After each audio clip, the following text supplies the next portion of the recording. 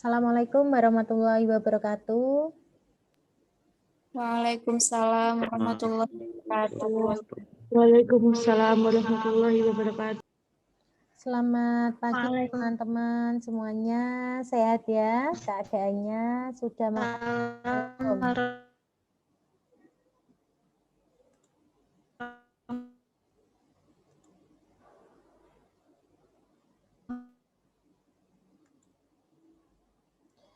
Pada pagi hari ini kita bertemu dalam mata kuliah Matematika Ekonomi. Pada pertemuan sebelumnya seharusnya kita membahas kontrak perkuliahan ya, tapi sudah saya sampaikan via Sunan. Pada pertemuan 2 kita akan membahas mengenai penggunaan matematika dalam ekonomi. Hari ini perkuliahannya akan dilaksanakan via Zoom. Untuk materi kalian sudah download belum dari Sunan? Sudah, Bu. Sudah, Bu. Sudah dibaca atau belum? Sudah. Sudah juga, alhamdulillah. Baru lihat, oke, enggak apa-apa. Yang sudah mendownload nanti bisa dibaca kembali ya. Kemudian mengenai referensi yang saya gunakan untuk perkuliahan kali ini, saya tidak mematok satu referensi saja, nggih. Tetapi kalian saya persilahkan untuk mencari referensi yang lain, baik dari perpustakaan sini maupun beli sendiri juga saya persilahkan. Kemudian teknik pelaksanaan mata kuliah Matematika Ekonomi nanti akan dilaksanakan dengan presentasi kelompok. Jadi Bu Ratri nanti hanya di awal seperti ini, awal perkuliahan, jadi pertemuan 1 dan 2. Kemudian pertemuan 3, 4, 5, sampai 15 selain UTS nanti akan dilaksanakan presentasi kelompok. Ya. Kalian nanti akan Ibu berikan tugas untuk presentasi, kemudian untuk mengunggah videonya di laman YouTube, dan saya juga akan membuat video presentasi. Jadi nanti selain dari teman-teman sekelas yang bertugas untuk presentasi mengenai materi pokok pada pertemuan tertentu itu, insya Allah saya akan memberikan video penjelasan. Jadi nanti kalian bisa mendengarkan atau menyaksikan dari teman kelompok yang bertugas dan dari saya. Selain itu, nanti juga ada tugas dari masing-masing kelompok presenter akan memberikan tugas, ada latihannya, dan kelompok presenter akan mengoreksi tugas-tugas dari teman sekelas. Gitu, nggih. Saya rasa saya sudah mengunggah tugasnya di Sunan. Sudah teman-teman baca apa belum, nggih? Sudah, Bu. Sudah, Bu. Oke, jadi penjelasannya seperti itu. Oke, kemudian untuk penyusunan materinya nanti kalian silahkan berkelompok, ya. Kemudian kalau bisa mencari referensi yang berbeda, yang tidak sama. Kemudian untuk menyusun makalah tersebut, kalian wajib membimbingkan dulu kepada saya mengenai konten materinya. Nanti ketemu saya di prodi, kalian bawa laptop boleh, nggih. Kalian bawa PPT dan makalahnya. Kalau misalkan yang jadi makalahnya dulu, silahkan bimbingan membawa makalahnya. Seandainya satu kelompok ini tidak semuanya bisa hadir karena ada yang luar kota dan jauh, nah itu kan akan berbahaya jika kalian malah datang ke kampus, nanti bisa perwakilan kelompok yang menemui saya. Tetapi kalau masih seputar Jepara, Kudus, Pati itu kan masih dekat menurut saya. Kecuali Patinya yang blusuk-blusuk kayak mana itu kemarin namanya, Celuak atau mana itu. Nah, itu kan agak jauh gitu ya. Kemudian nanti kalau kalian kesusahan mencari referensi, saya ada satu modul atau diktat, tetapi bukan saya yang menulis, jadi kalian nanti boleh pinjam ke saya ya diktatnya. Kemudian juga kalian main-main ke perpus pusat sini untuk mencari referensi, begitu. Apakah ada pertanyaan dari teman-teman semuanya mengenai teknis perkuliahan untuk 1 semester ke depan?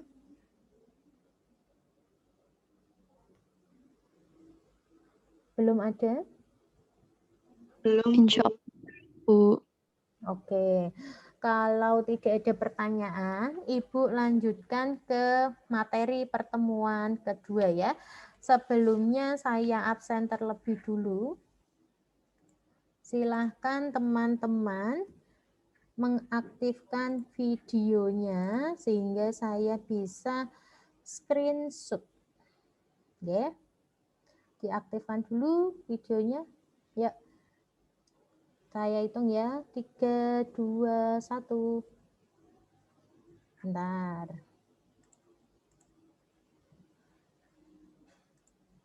Ya, satu lagi. 3, 2, 1. Oke, terima kasih. Nah, sambil mendengarkan saya, jangan hilang dulu ya. Nanti kalian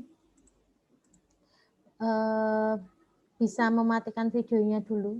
Katanya kalau di videonya dimatikan bisa hemat kuota. Oke ya, saya share screen dulu. Teman-teman yang pakai laptop bisa buka materinya.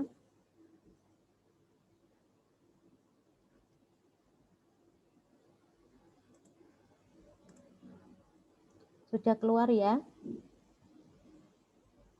Ya, Bu. Sampun, Bu. Oke, kita mulai. Penggunaan matematika dalam ekonomi.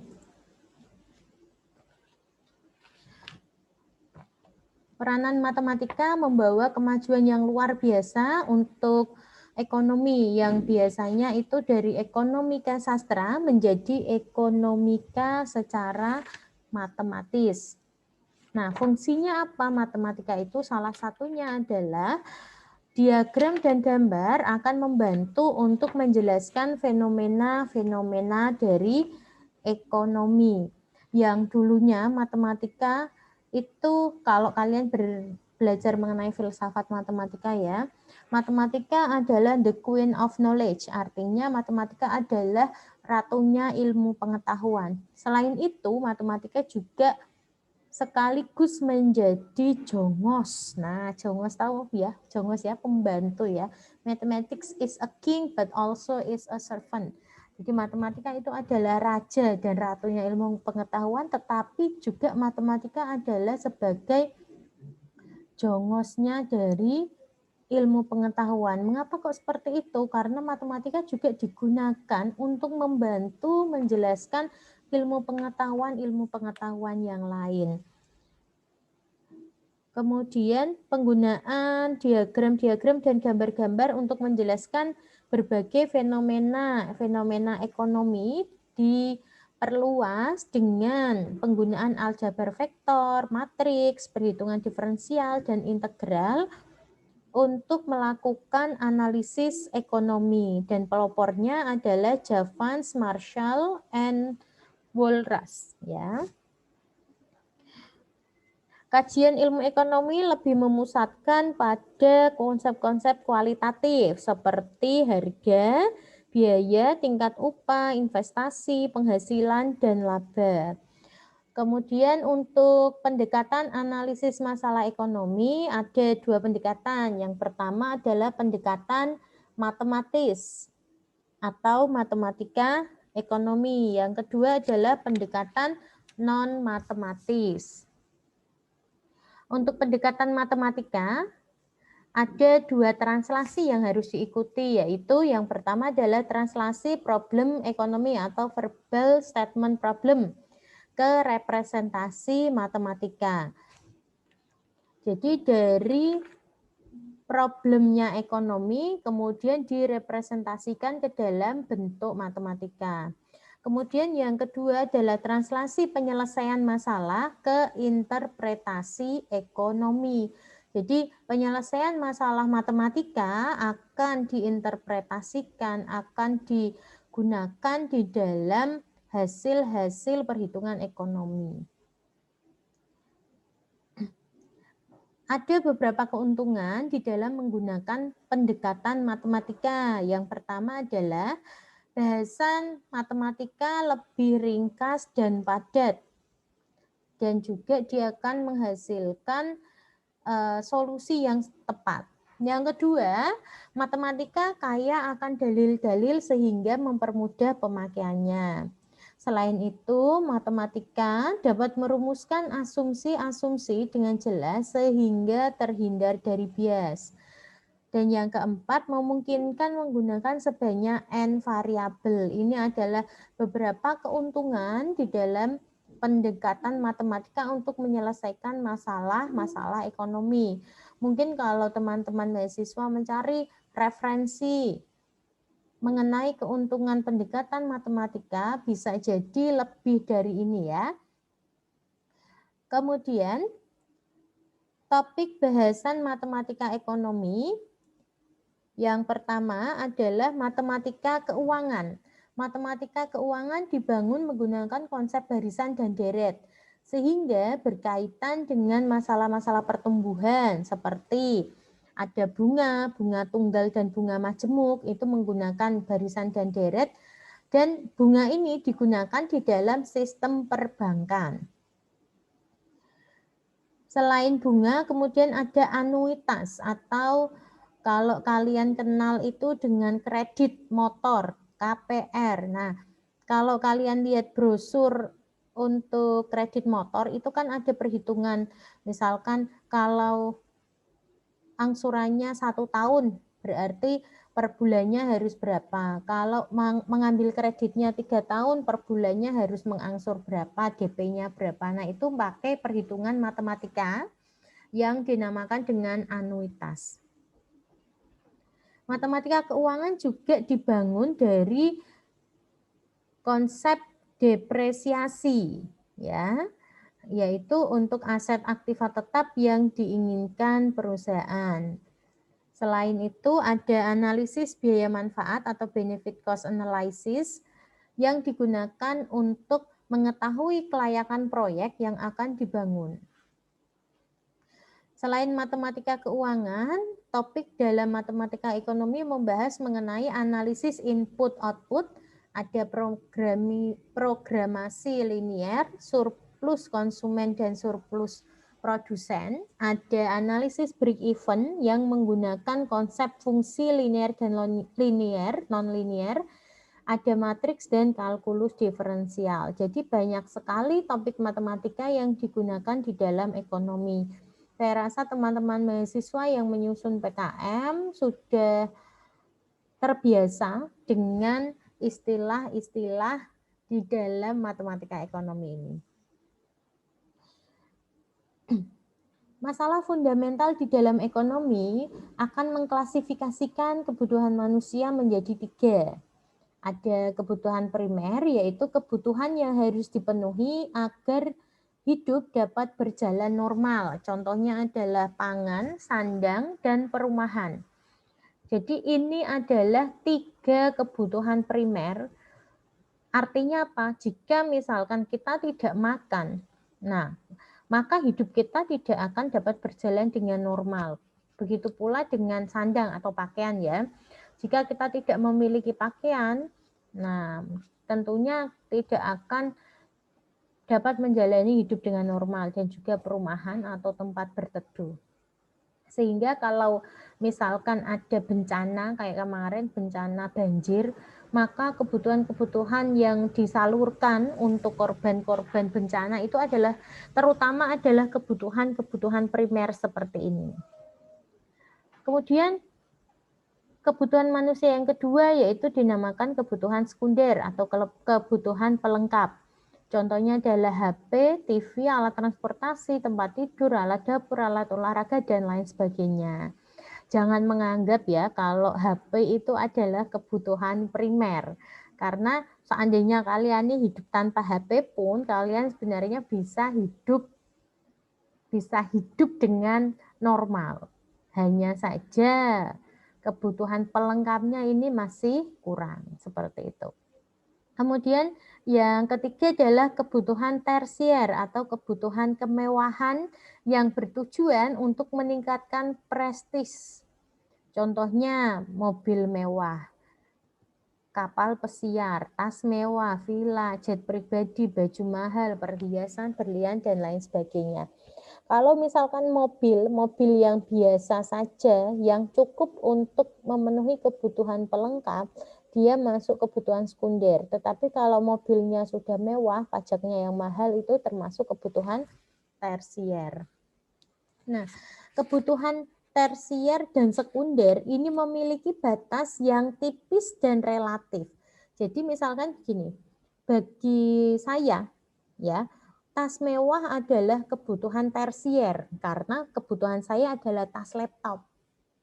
Mungkin bagi orang lain, misalkan siapa ya, Syahrini, tas mewah, jet pribadi, perhiasan, dia merupakan kebutuhan sekunder. Tetapi bagi saya itu adalah kebutuhan tersier. Nah, ini yang dinamakan kebutuhan tersier dan sekunder memiliki batas yang relatif. Antar orang itu bisa berbeda-beda kebutuhannya. Selain klasifikasi jenis kebutuhan manusia, jenis barang juga diklasifikasikan menjadi dua. Yang pertama adalah barang bebas, yang artinya adalah barang yang ketersediaannya melimpah sehingga tidak perlu melakukan pengorbanan untuk memperolehnya. Pengorbanan ini bisa berupa tenaga, pengorbanan uang, gitu ya. Contohnya air sungai. Nah, kalau kalian mau ngambil air sungai itu tidak perlu membayar. Contoh lagi sinar matahari dan oksigen bebas. Oksigen di sini oksigen yang kita hirup seperti ini ya. Jadi itu masih menjadi barang bebas. Kemudian ada barang ekonomi. Barang ekonomi adalah barang yang memiliki harga karena ketersediaannya langka. Contohnya sama-sama air, kalau barang bebas tadi air sungai, kalau barang ekonomi ini air mineral yang dijual kemasan itu, air PDAM. Nah, itu kan kita jika ingin memperolehnya kita harus mengeluarkan sejumlah dana. Kemudian sama-sama oksigen. Kalau tadi kan oksigen bebas ya yang kita hirup. Kalau oksigen dalam tabung untuk pasien di rumah sakit itu tentunya memiliki harga. Masalah fundamental dalam ekonomi berkisar pada 3 hal, yaitu what, how, and for whom. What adalah jenis barang yang akan dihasilkan. Apa sih jenis barang yang akan dihasilkan? What kan apa? Kemudian how. How kan bagaimana, caranya bagaimana, dan siapa yang akan menghasilkan barang dan jasa tersebut dengan menggunakan teknologi. Kemudian for whom, untuk siapa, pasarnya untuk siapa, sasarannya untuk siapa barang dan jasa itu dihasilkan. What akan berkaitan dengan barang yang dihasilkan dan kuantitasnya. Contohnya, untuk memenuhi kebutuhan pangan penduduk, maka akan ada pertanyaan, what kan apa ya? Jenis tanaman apa yang akan ditanam? Manakah yang lebih diprioritaskan? Apakah padi, jagung, atau sagu? Nah, jika yang dipilih adalah padi, padinya jenisnya itu jenis yang apa? Kemudian berapa kuantitasnya atau berapa banyaknya? Itu adalah seputar masalah fundamental yang pertama yaitu what, mengenai jenis barang yang dihasilkan. Kemudian yang kedua tadi, how, cara dan siapa yang menghasilkan barang dengan melibatkan teknologi. Contohnya, untuk menghasilkan listrik dapat menggunakan teknologi uap, bisa juga dengan air terjun, dengan air, dengan nuklir, dan lain sebagainya. Pilihan teknologi ini akan berkaitan dengan produktivitas dan kesempatan kerja sehingga diperlukan studi intensif untuk menentukan pilihan industri padat modal dan padat karya. Jadi nanti misalkan pemerintah akan menetapkan pembangkit listrik tenaga nuklir di Kudus, misalkan seperti itu. Nah, tentunya akan dilakukan studi terlebih dulu untuk menentukan banyak hal ya. Kalau yang di sini menentukan pilihan industri padat modal dan padat karya. Industri padat karya artinya dia bisa melibatkan banyak orang sebagai karyawan. Kemudian setelah menentukan pilihan industri apakah padat modal atau padat karya, kemudian persoalan lainnya adalah mengenai siapa yang bisa menghasilkan, apakah akan dikelola BUMN, akan dikelola swasta nasional atau dikelola oleh koperasi. Kemudian pertanyaan ketiga adalah forum. Untuk siapa barang dan jasa yang dihasilkan? Apakah untuk seluruh masyarakat atau sekelompok orang tertentu? Persoalan forum terkait dengan masalah distribusi juga. Ya, jadi untuk siapa? Untuk siapa kan misalkan untuk seluruh lapisan masyarakat. Kemudian bagaimana mengenai proses distribusinya akan dilakukan oleh siapa? Itu adalah materi yang dapat saya sampaikan pada hari ini. Kemudian akan ada 2 latihan, ya, 2 soal latihan ini. Silakan teman-teman mencoba untuk memecahkan soal latihan ini dengan cara menjawabnya. Nanti bisa diberikan reply atau komentar di bagian diskusi dan tanya jawab. Saya cukupkan untuk penjelasannya. Apakah ada pertanyaan dari teman-teman mahasiswa? Belum, Bu. Belum? Kalau tidak ada pertanyaan, saya cukupkan di sini Zoom-nya. Oh iya, saya mau menjelaskan mengenai tugasnya. Tadi sudah saya jelaskan, teman-teman sudah paham atau ada pertanyaan terkait tugas 1 atau tugas presentasi?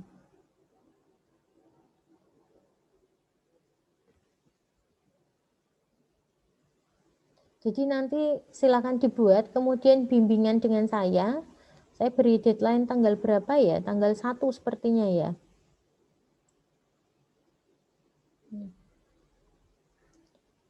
Saya beri tugas sampai pengumpulan tanggal 11 Maret, kemudian bimbingan sampai hari Selasa tanggal 9. Jadi nanti itu kan ada 2 bagian ya, ada sebelum UTS dan sesudah UTS. Untuk kelompok 1 sampai 6 yang dikerjakan adalah untuk pertemuan 3 sampai 8 dulu. Nanti untuk materi setelah UTS akan kita akan bicarakan kembali gitu ya.